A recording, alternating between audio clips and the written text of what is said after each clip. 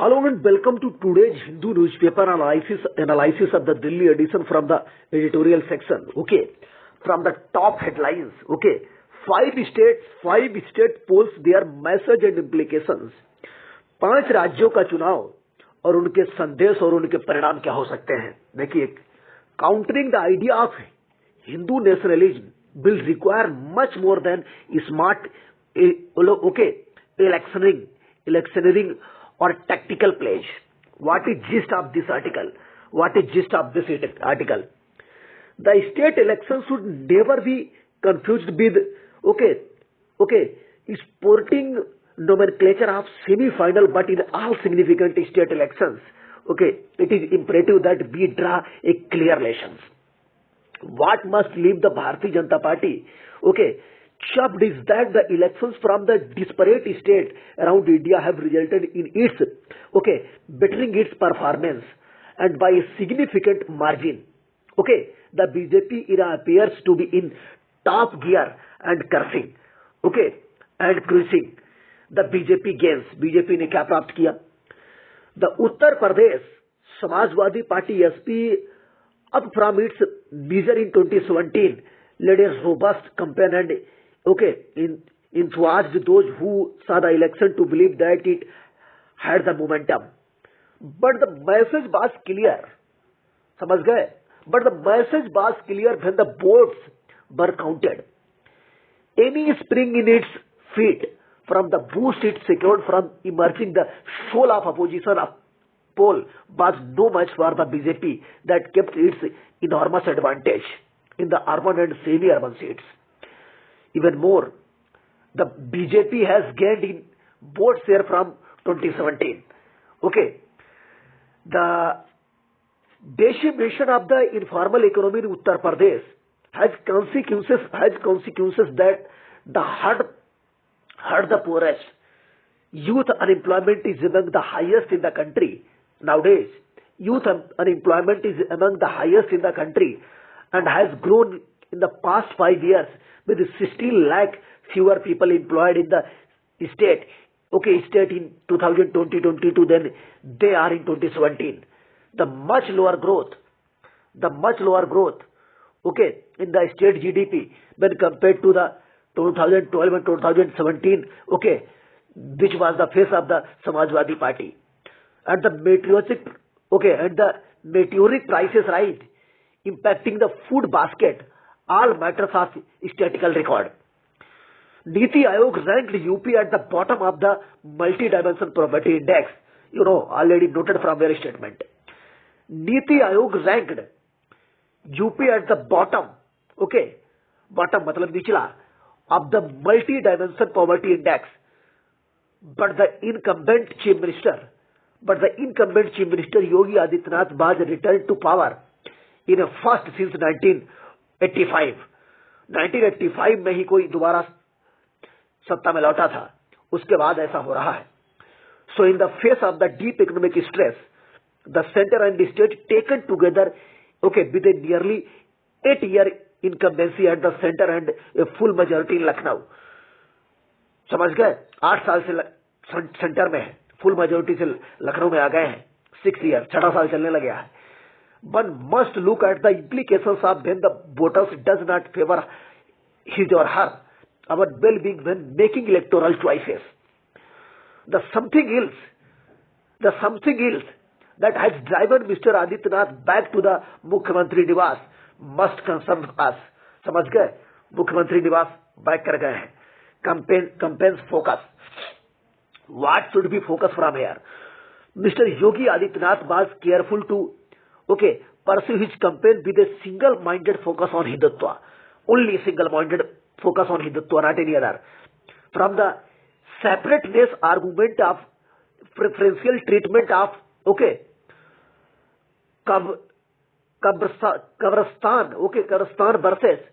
Kabristan versus Shamshan under then Chief Minister Akhilesh Yadav, made prominently by the Prime Minister in 2017. Mr. Adityanath and the new 2022 campaign took things to another level throughout his tenure. The treatment Okay, the treatment meted out and Anti-Citizenship Amendment Act, also known as CAA, protesters, mostly Muslim, was unprecedented. And a key legislation enacted in the middle of the novel coronavirus pandemic was the anti-conversion law, known to provide legal cover for the mobs wishing to attack their interfaith couples, mostly where the man was Muslim. The shooting down of the abattoirs and tanneries had a communal slant, as it attacked the economic backbone of several Muslims.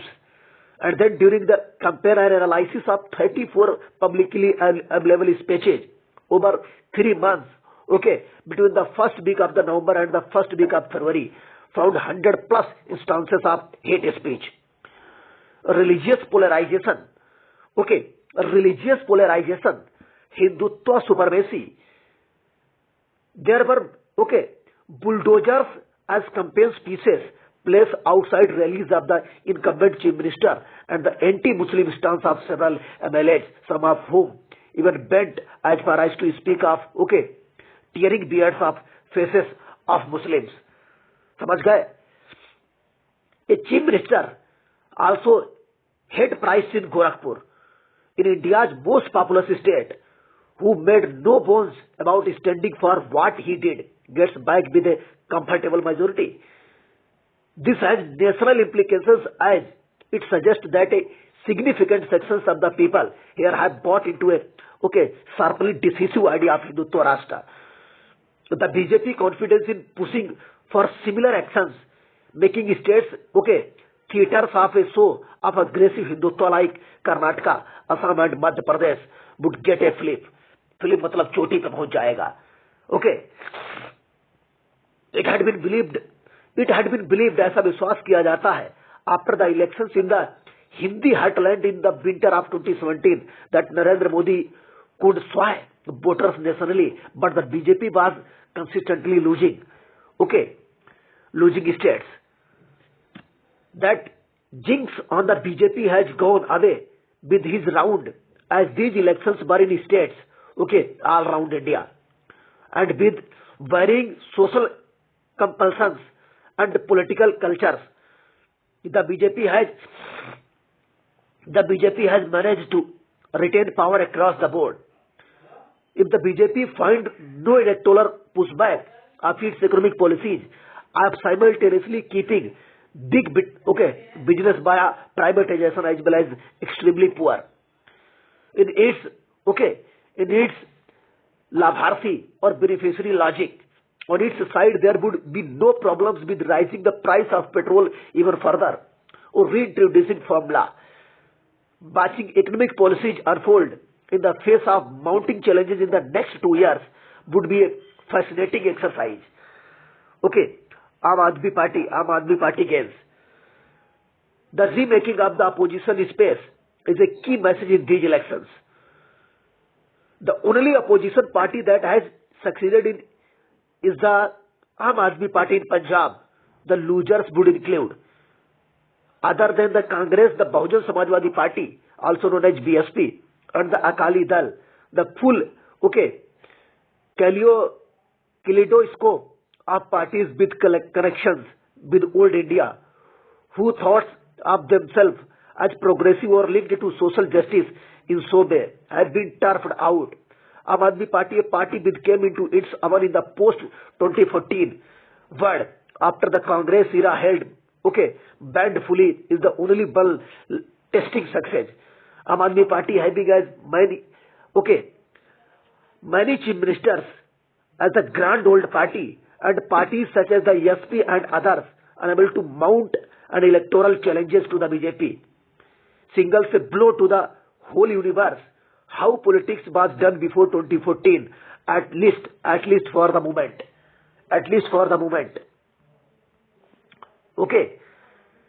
When this winter, the absence of a caste census was a serious issue, with the smaller other backward classes and several prominent leaders leaving the Bharatiya Janata Party and joining the Samajwadi Party. There was hope that there could be a bargaining social justice and welfare model akin to the Dravidian model, okay, which is launched by M.K. Stalin at that time.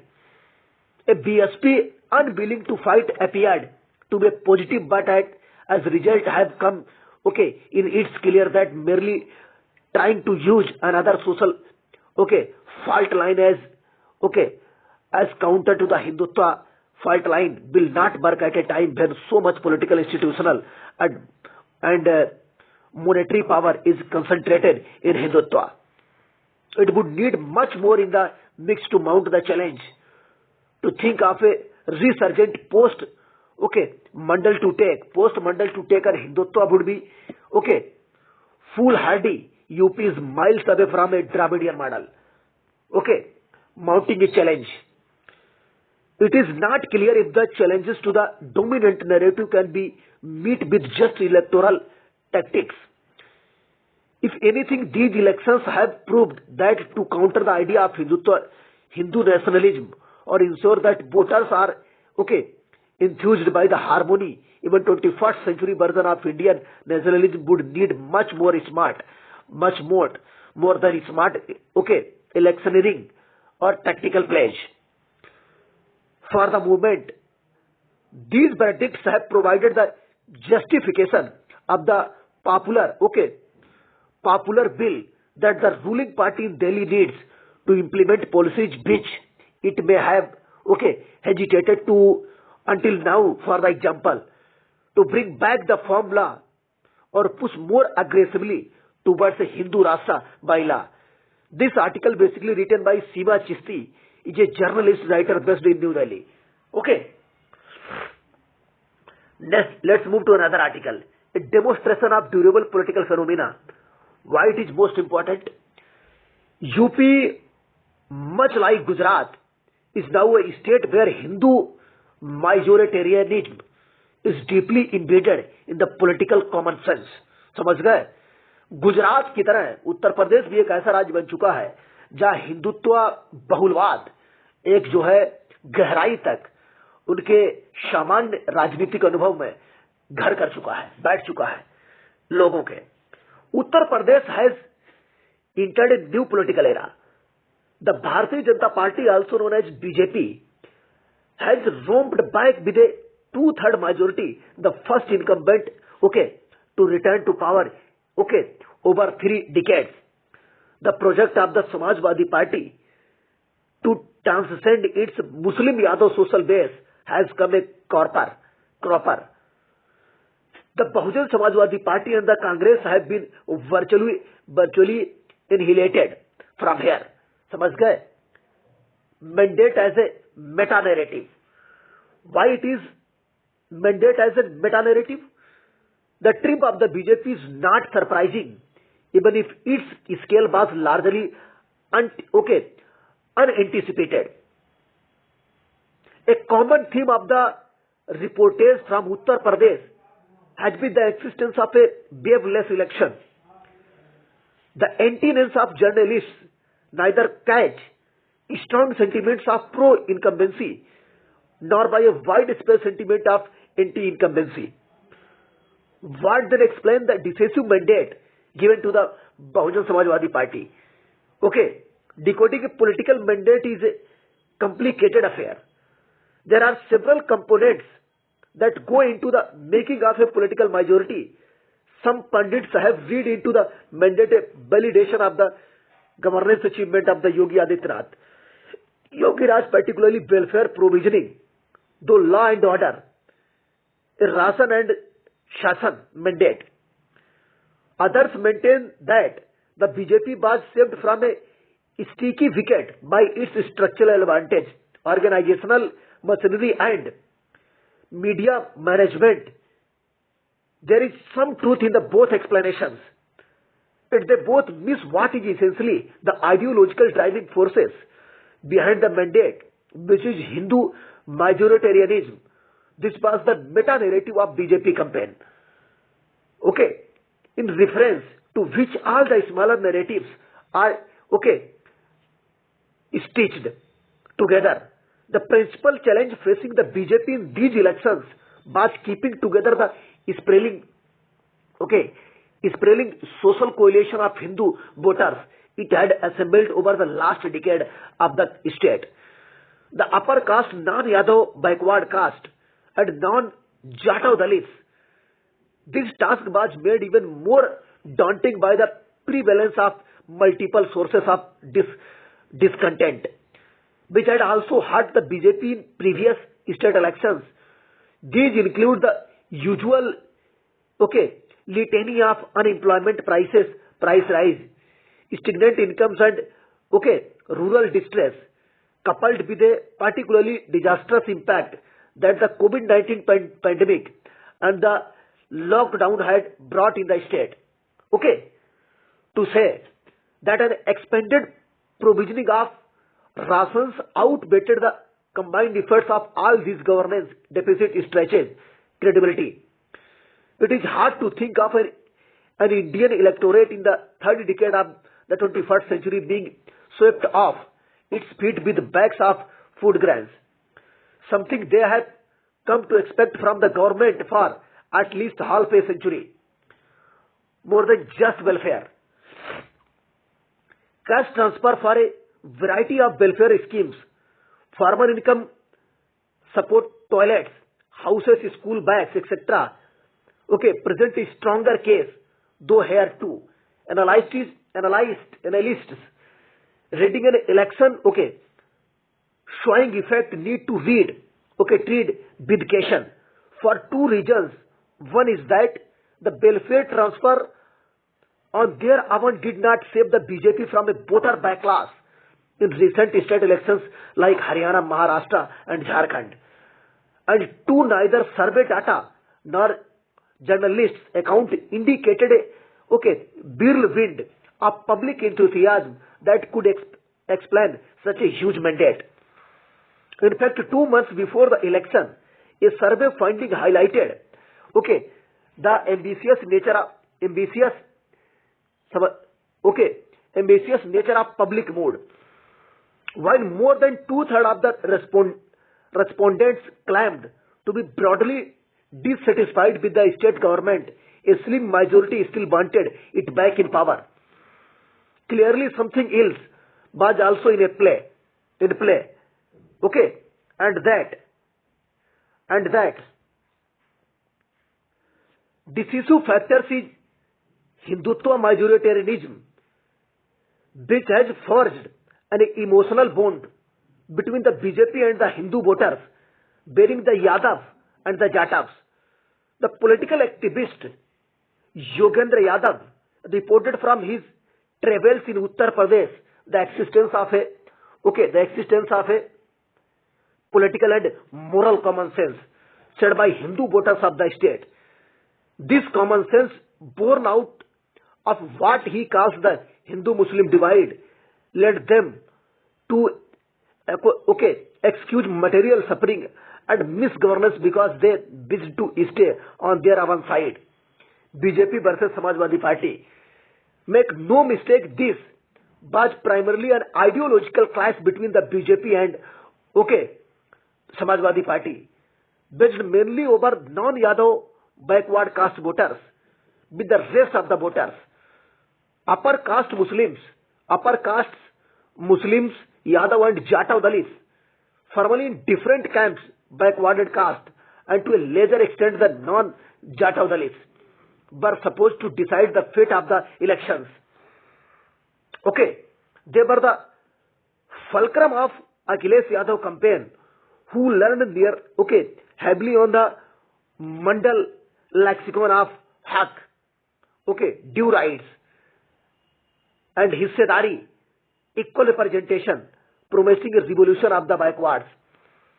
How did the Bharatiya Janata Party then manage to keep its backward caste voters from falling under the sway of the SP Mandal politics? Or in other words, how did Hindu majoritarianism reinforce the Hindu political identity of the backward caste and that made them indifferent to Mandal politics? There are two aspects to this.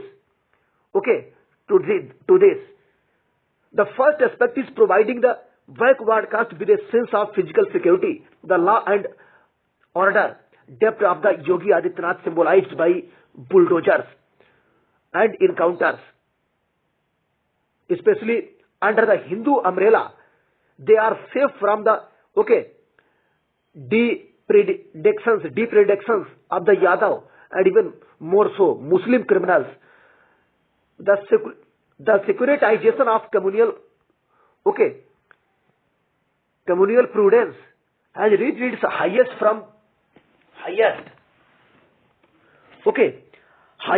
in Uttar Pradesh. There was an explicit conflation of mafias with Muslim strongmen such as Mukhtar Ansari and Atiq Ahmad, rioters with Muslim Anti-Citizenship Amendment Act protesters, and anti-elements with Muslim cow smugglers and love jihad conspirators. For instance, more than a third of all National Security Act, also known as NSA, detentions by UP government 2018 and 2020 have been against cow smugglers. Thus, the law and order pitch of the BJP largely comprised converting Muslims into a security threat and then making high-pitched demonstrations of taming that threat. Many journalists who reported the absence of overt Hindu-Muslim tensions on the ground missed the potency of the communal assumptions that have become normalized among wide swaths of the electorate. What is economic security from here? The second aspect is providing the backward caste with a sense of economic security without reference to their caste identity. The later part mechanism here is that politically crucial as the former party deliver, as I have argued in a previous article in The Hindu, in Uttar Pradesh, the crux of welfare politics in last sections. Historically, Mandal and Dalit politics had gained ground in Uttar Pradesh by turning caste mobilization into a pathway for greater access to public goods. The welfare regime instituted by the BJP, their provisions were made in universal and programmatic manner, cutting out the middlemen, particularly though caste transfer dilutes and political silence of caste identity. Thus, this type of welfare politics works in tandem with a Hindu majoritarian discourse towards the political transformation of Dalit and backward caste into Hindu. We must also consider why the Mandal strategy of the Samajwadi Party failed in disturbing this Hindu political majority. Another article in Hindu re-establishing ownership of the Mandal space. My argument was that it was an enormous challenge to resurrect Mandal politics in the space of election campaign. On the eve of the elections, the SP engineered defections from the rank of the BJP of prominent backward caste leaders such as Swami Prasad Maurya and Dara Singh Chauhan. This was meant to underline the dissatisfaction of backward caste under the Yogi Adityanath regime. And make backward caste as a central theme of the elections. As it turned out, most of these leaders did not have a hold on their own caste beyond their constituencies, and their record of opportunistic and transactional politics did not fit well with their pious ideological reference. These efforts of the Samajwadi Party were, in short, too little too late. Formulating an alternative. As this writer had mentioned previously, to make a serious effort to revitalize the Mandal space would require a longer term organizational and ideological revamp to contend with a new flexible form of Hindutva. The BJP Hindutva majoritarian campaign is carried out through the year. Every year, though an active organization and friendly media channels, it cannot be effectively challenged through an alternative ideological gambit that barely lasts more than 3 months. Okay. Mr. Yogi Adityanath had framed this election, okay, as an 80 versus 20 elections, an ill-concealed reference to a Hindu versus Muslim electoral competition. In hindsight, okay, this framing did carry more than a grain of truth. Muslim duly consolidated behind the Samajwadi Party, while the BJP carried along with the majority of the Hindu. The Hindu political majority that the BJP had constructed over the last 3 elections has now been demonstrated to be a durable phenomena. Uttar Pradesh, much like Gujarat, is now a BJP dominant state where Hindu majoritarianism is deeply embedded in the political common sense. Okay, political common sense. And this sufficient from here. Let's move to another article, mini articles. What is mini article? The winning formula, mobilization on caste and regional identities, was no match for the communal polarization politics of the BJP, is most important from here. Okay, why it is most? The Bharatiya Janata Party has retained power in all 4 states it held, okay, of the 5 that went to the polls between the February 10 and March 7, while the Congress lost the only one it had, Punjab, to the Aam Aadmi Party. समझ गए? जबकि कांग्रेस ने एक ही अपना खोया है जो आम आदमी पार्टी लेके गई है पंजाब में.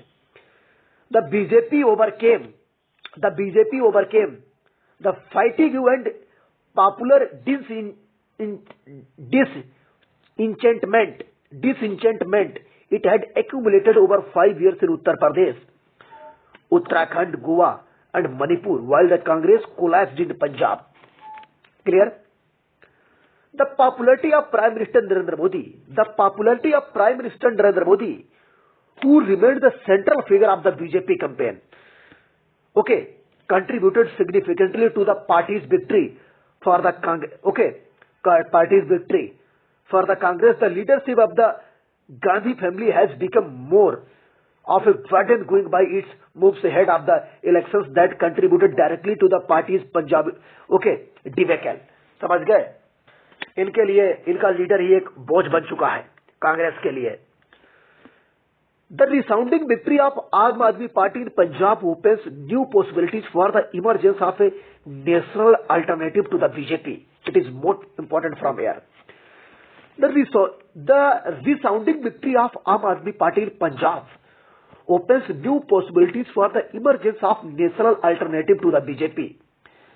But at the moment, the latest electoral appeal appears assailable. A combination of identity appeals, welfare promises, and strongman rhetoric helped and winners the BJP in 4 states and Aam Aadmi Party in Punjab. The potency of a caste-oriented social justice.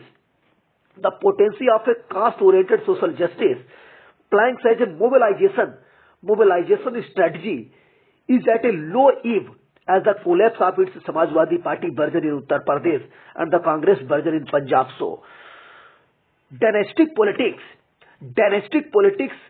can be taken as a having received, definitive, drubbing. The leadership of many of the parties on the losing side are controlled by families over generations. The Congress, the Shiromani Akali Dal in Punjab, Samajwadi Party in Uttar Pradesh, and Rashtriya Akali Dal in Punjab, and Rashtriya Lok Dal in Uttar Pradesh.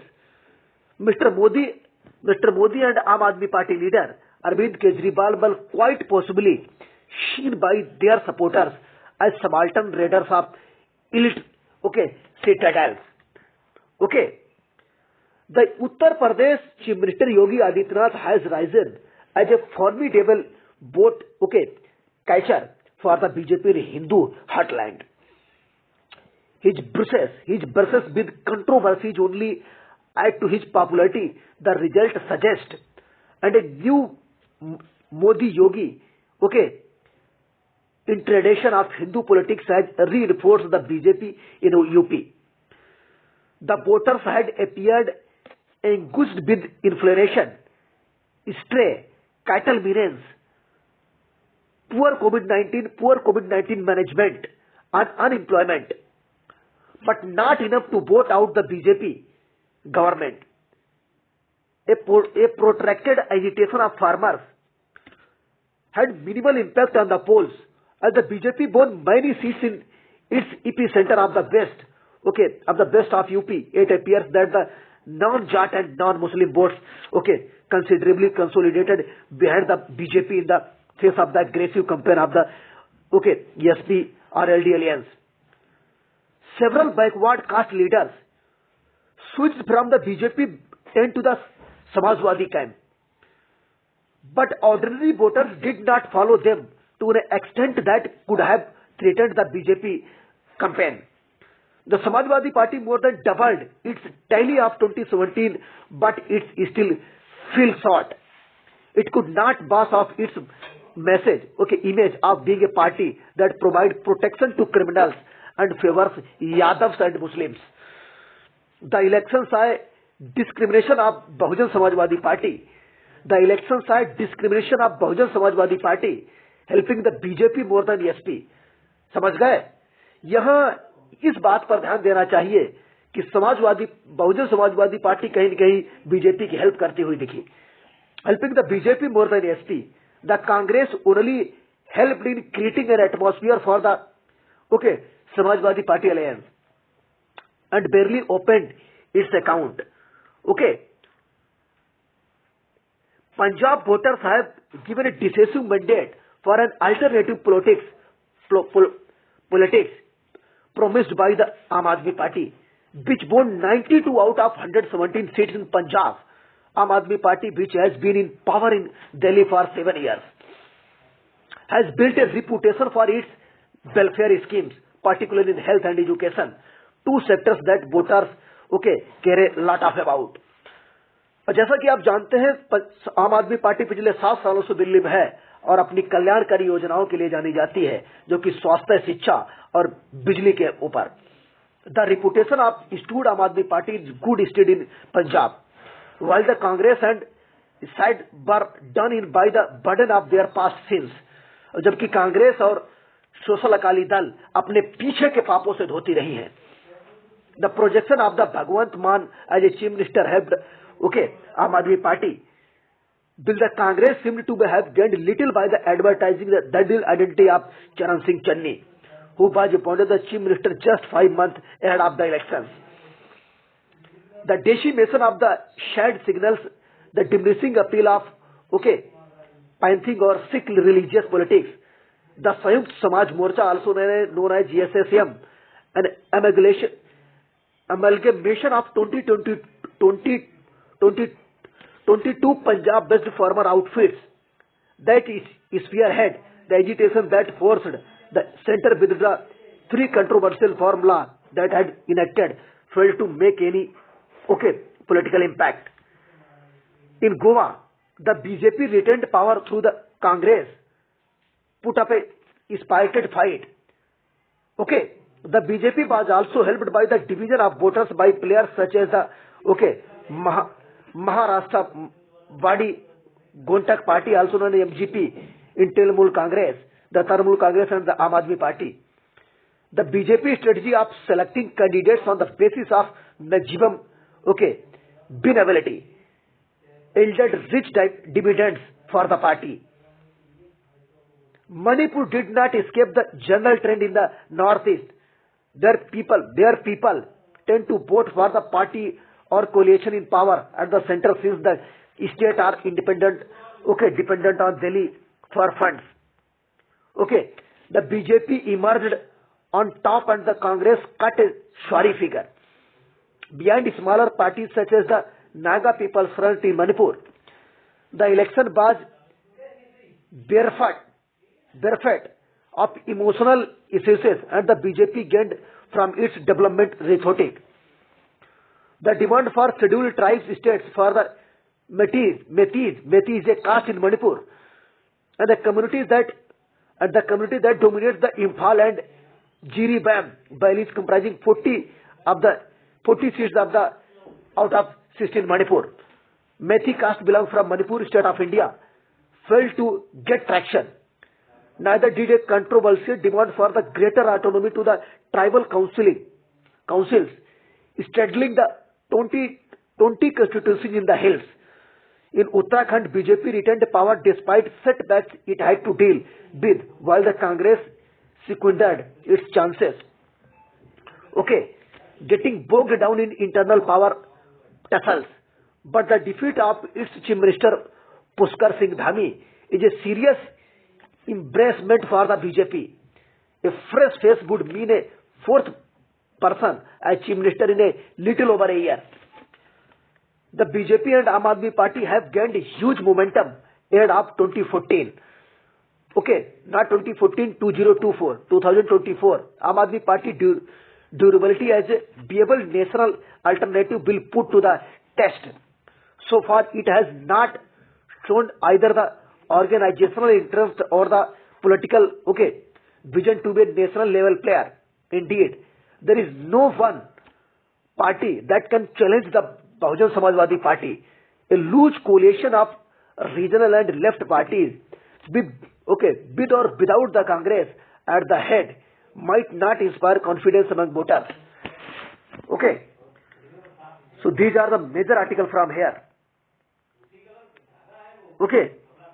Let's move to another article from here.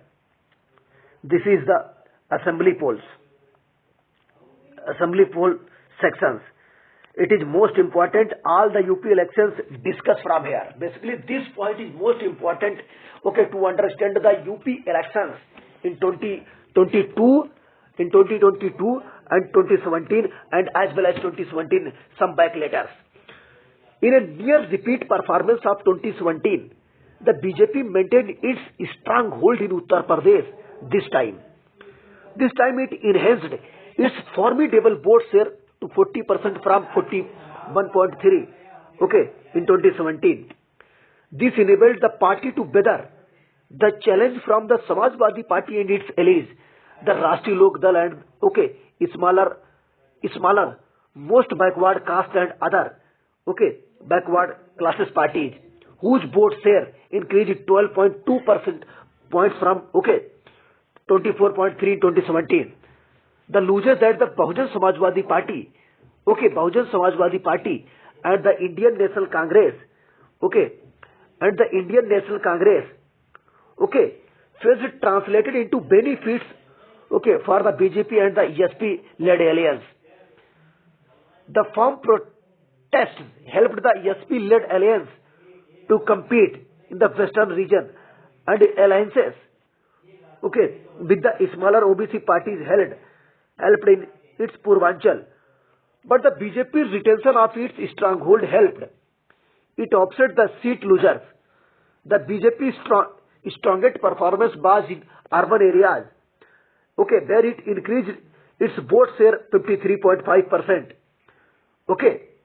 What is region-wise explanation from here? Prayagraj only 12 seats, Muradabad 6 seats. How to read tables? In the tables, indicates the change from the 2017 Uttar Pradesh Assembly polls. In the tables, there is a comparison of vote shares. The change is depicted in terms of percentage points. In the table where there is a comparison of seats, the change is depicted in terms of the increase or decrease of seats won. Region-wise, percentage across farmer-intensive districts, sugarcane belt.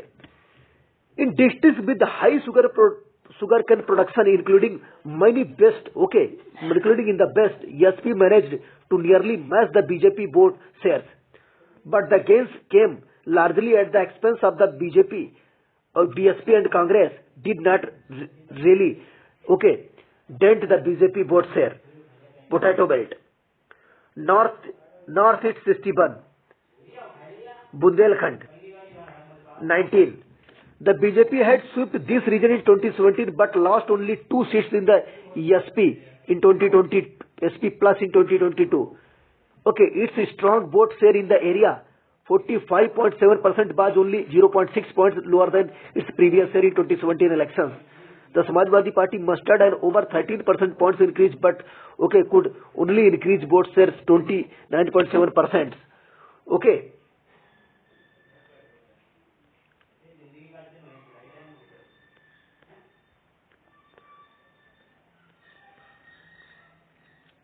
Ruling BJP wins by a far distance in UP. Okay, Holi comes early for BJP. Glooms prevails. SP spread. A humbling loss for Akhilesh. Between Yogi Adityanath profile grows.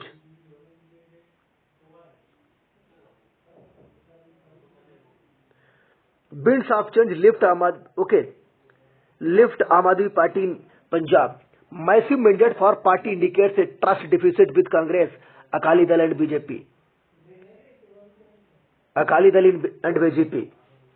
Okay, defying odds and history, BJP records been in hill states. No billing heat of farmers' age.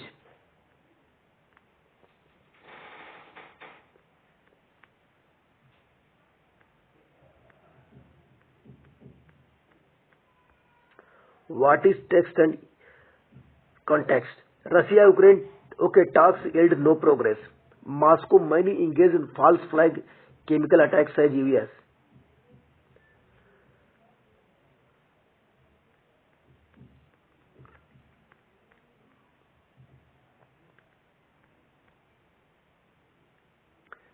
Saturday को sports special आता है, इसमें कुछ Saturday को sports special नहीं आता है, context आया है. Can Donbas republics work as a buffer zone? It is most important from here. This article is most important. Okay. Is the de facto states model followed for Abkhazia, Transnistria and South Ossetia a possible way out for the Russia-Ukraine conflict? Okay, second article क्या है? What do we know about the newest crater on the moon? Light cameras authenticity. What is gist of this article? The three para states, Abkhazia, South Ossetia, and Transnistria recognize each other, have our government's parliaments. South Ossetia and Abkhazia broke away from Georgia, their parent state. Okay, Transnistria also broke away from Moldova. However, all three territories have Russia as their patron state. Okay, parent and patron state is most important from here. You should be diversified both words. They cannot survive without Russia's economic, political and military support. समझ गए? उसके अलावा जी नहीं सकते हैं. Three regions of the erstwhile Commonwealth of Independent States. Three regions of the erstwhile Commonwealth of Independent States. Okay, Abkhazia in northwestern Georgia. Okay, Transnistria, a breakaway state in Moldova, and South Ossetia, also in Georgia, are territorial. Okay, with internal but not external sovereignty. One of the solutions to settle the crisis over Russia's invasion of Ukraine is for the Donbas republics of Donetsk and Luhansk to follow this model and exist as de facto states. What are the three para-states? Places that do not exist is how the BBC has described territories like Abkhazia, South Ossetia and Transnistria, variously described as de facto or para-states. These are territories which have internal but not external sovereignty. They are not de jure states and are not recognized by the global community. However, Abkhazia and South Ossetia are recognized by Russia and some of its allies like Syria, Nauru, Nicaragua, Venezuela, Transnistria, however, is not recognized as independent even by Russia. But these three regions recognize each other and have their often governments, government parliaments and armed forces constituting flag and Athens, etc. How did these de facto states come about?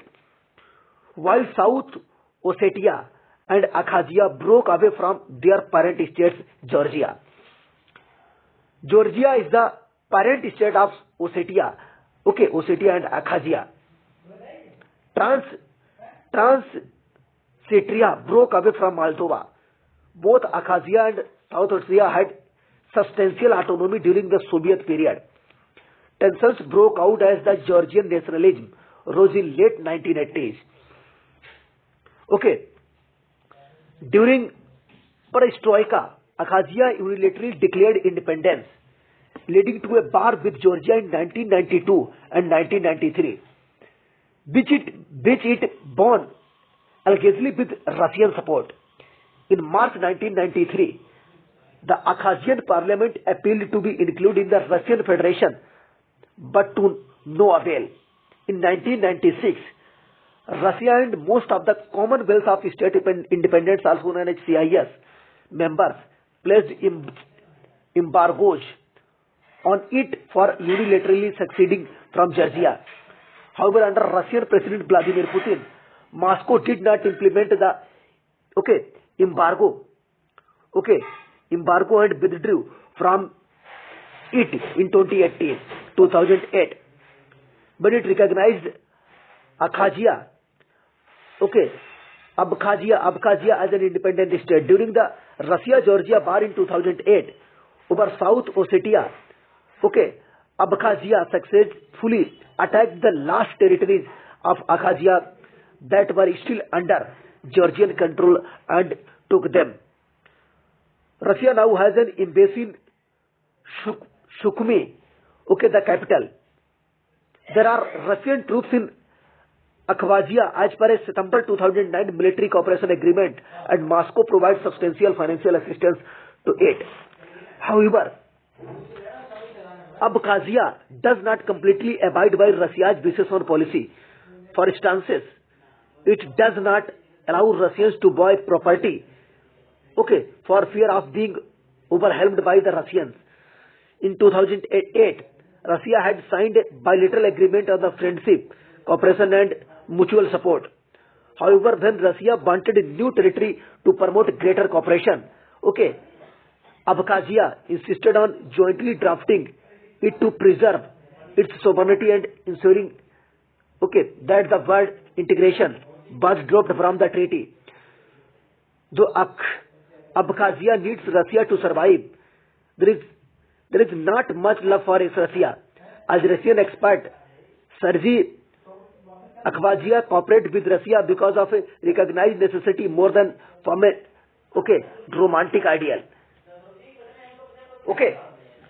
South Ossetians declared independence from Georgia in 1990, when it is noted from here.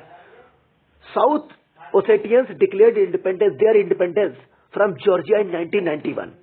This resulted in a war, leading to a ceasefire brokered by Russia, leaving South Ossetia divided.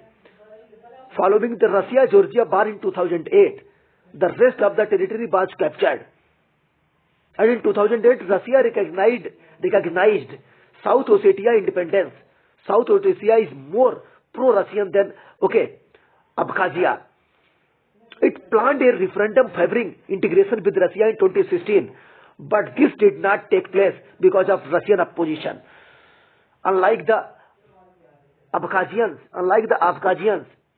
who insisted on deleting the word integration in their agreement with Russia. The South Ossetian version retained this word. South Ossetia is much more integrated with Russian states, structures than Abkhazia is. It also receives a lot of subsidies from Russia. It is important from here, noted from here for understanding point of view. Often described as a remnant of the Soviet Union, Soviet Union, Transnistria declared independence like Moldova did soon after the breakup of the Soviet Union. Moldova is a country. When Moldova troops attempted to take over the territory in 1992 and 1992, Transnistria was able to resist them because of Russian soldiers based in Transnistria. These troops have now been largely withdrawn following an agreement with Russia and Moldova. And what remains in a peacekeeping force of Moldovan, Transnistrian and Russian soldiers in a referendum held in 2006, over 97% of the Transnistrians voted for future integration with Russia and after the annexation of Crimea. The government asked if it could to be absorbed into Russia. Russia has not welcomed this, as it perhaps prefers to retain these territories as buffer zone. These are the important factual information for your examinations point of view. What are Russia's relations with them? रसिया के संबंध उनके साथ क्या है? All three territories, which are explained above, which has explained above, all three territories have Russia as their patron state, not parent state. Only two states, Georgia is a patron state, not patron but patron state, parent state, cannot survive without economic. All three territories have Russia as their patron state and cannot survive without economic, political and military support from Moscow. जो कि ये तीनों ही क्षेत्र रसिया के संरक्षक राज्य हैं और ये बगैर किसी रूस की आर्थिक और राजनीतिक और सैनिक सहायता के जीवित नहीं रह सकते हैं. They are seen as a client states. They are seen as a client मतलब ग्राहक states of Russia. Though Abkhazia has shown an independent streak at a time. South Ossetia and Transnistria are more pro-Russian than Abkhazia. समझ गए? South Ossetia and Transnistria are more are pro-Russian than Abkhazia. इसका मतलब है कि South Ossetia and Transnistria more supporter है रसिया के than Abkhazia. Their economies and banking systems are all linked to Russia. You know already most people speak Russian. Number of people which are residing in these three states, these three territories, speaking Russian language at least as second language of their country. They have Russian passports and enjoy social security benefits from Russia like pensions. So obviously they fall within the Russia's sphere of influence. It is most important from here. Why these countries merged in Russia? Because of news, because of many news, because many subsidies given by Russia to these states. They have Russian passports and they enjoy social security of benefits from Russia like pensions. So obviously they fall within the Russia's sphere of the influence at that time. Can they be a model for the Donbas Republic? Yeah. Model बन सकते हैं Donbas Republic. Donbas basis eastern portion of the Ukraine confronted war up between Russia and Ukraine at that time. One of the solutions to settle the crisis over Russia invasion of Ukraine is for the Donbas republics to follow the model of these de facto states. They would get recognition from Russia, get a security guarantor and exist as a de facto states. De facto is a real states. De facto is equal to real words. Russia would also benefit from having friendly territories on its borders. Russia would also benefit from having friendly territories on its borders allowing it to remain, remain has a moon in the region. The question is, will Russia be able to subsidize, them given the western sections, on it. Let's move to another article. What do we know about the newest crater, on the moon? This is the first recorded, unintentional case of space junk hitting the moon. A left-over piece of a spacecraft flying through a space reportedly hit the surface of the moon last Friday, creating a new crater that may be around 65 feet wide. The piece of space junk was earlier believed to be a SpaceX rocket, but was later said to be third-stage booster of Change 5T1, a lunar mission launched by China National Space Administration in 2014. China, however, denied responsibility, saying that the booster in question had safely entered the Earth's atmosphere and was completely incinerated. New agency AFP reported, according to orbital calculations, the collision took place on March 4 at 5:5 p.m. IST on the far side of the moon. The object reportedly weighs around 4 tons and was racing towards the moon at a speed of 9,300 km/h. The speed trajectory and time of impact were calculated using Earth-based telescope observations. How was the object spotted in the space? American astronomer Bill Gray was the first to predict the collision in January 2022. Gray had said that a booster from a SpaceX Falcon 9 rocket was likely to hit the moon after 7 years of floating in space. Gray later corrected his predictions, saying that the space junk was part of a Chinese lunar mission and not from SpaceX. Gray runs Project Pluto, a blog that tracks near-Earth objects. Project Pluto also supplies astronomical software to amateur and professional astronomers. Gray is the creator of popular astronomy software and called Guide. The astronomer explained the process. The process of ascertaining the date, the time of the collision in a big post in Project Pluto. He informed that the object was first spotted during an asteroid survey in 2015 and was believed to be a part of the Deep Space Climatic Observatory, also known as DSCOBR satellite that was launched by SpaceX on Falcon 9 rocket in February 11, 2015.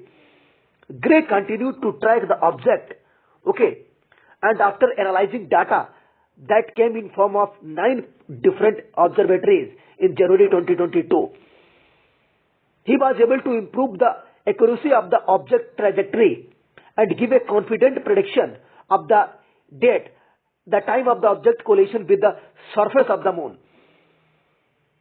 The astronomer has also said that this is the first recorded unitentional case of space junk hitting the moon. Why did Gray change his prediction about the identity of the project?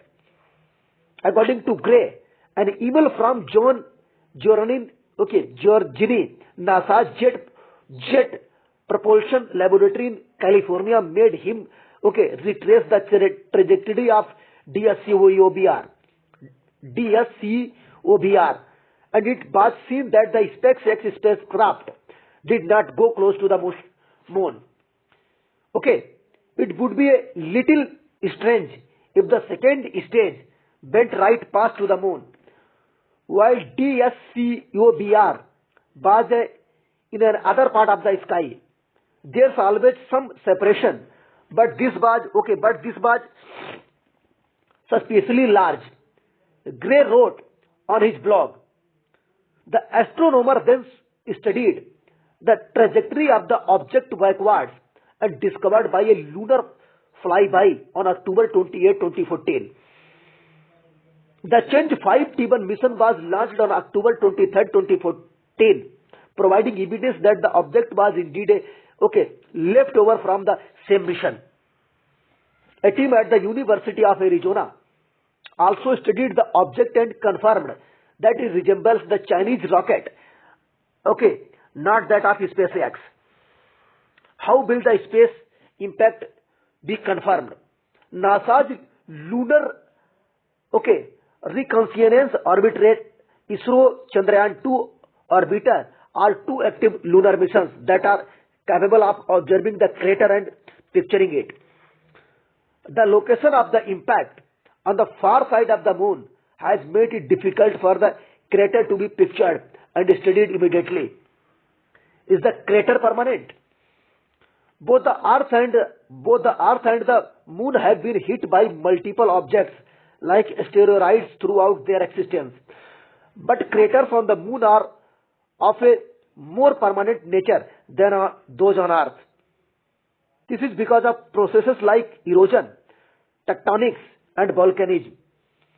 According to NASA, these three processes keep the surface of the Earth crater-free and remove traces of collisions that have happened in the past. Currently, the Earth has less than 200 unknown craters, while the moon has thousands of craters. An absence of atmosphere means there is no wind system and no weather on the moon, and hence no cause for erosion of existing craters. Absence of tectonics prevents the moon's surface from forming new rocks or causing a shift in the existing surface patterns. Unlike that on Earth, lastly, absence of volcanism make it impossible for craters to be covered.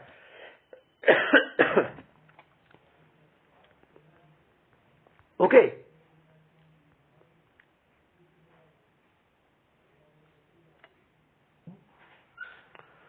Lights, camera, Jackson authenticity. Okay. From Mari Selvage, Tamil filmmakers have been giving equal opportunity to non-actors by casting them in small yet significant roles. What is gist of this? Filmmaker M. Manikandanam says that in film Kadaisi, Binyasi, is played an active farmer as he wanted how new farming and looked professionals. Many films which released last year, such as Sarpata, Karnam, had non-actors in cast. Some of them later became famous on social media. These are the previous year questions. Here is another quiz on the famous women across the globe and their achievements. What is question from here? ये हम कल discuss करेंगे, लेकिन अभी हम एक बार इनको बता देता हूं. हमें कमेंट करके भेज सकते हो. The author of the Cormoran Strike, a crime fiction series written under the Robert Galbraith. This person graduated with a BA in French, but most well read English author today name her. उसका आज नाम क्या है? March 8 is celebrated as International Women's Day. The person who is recognized as the one who was came up with the idea of an annual special Women's Day was a Marxist theorist, a women right activist, a communist, and peacenik who was opposed to the First World War. For her opinions against war, she was arrested several times. She was arrested several times in her native country, Germany. Name this person is. इसका हम कल answer देंगे आपको. समझ गए? Third question. This person pioneered a method of teaching learning which emphasized, among other things, a phonics approach towards reading, sensorial foundation for mathematics, etc. It has been a bagoo for 100 years, and recent research shows that it is quite effective.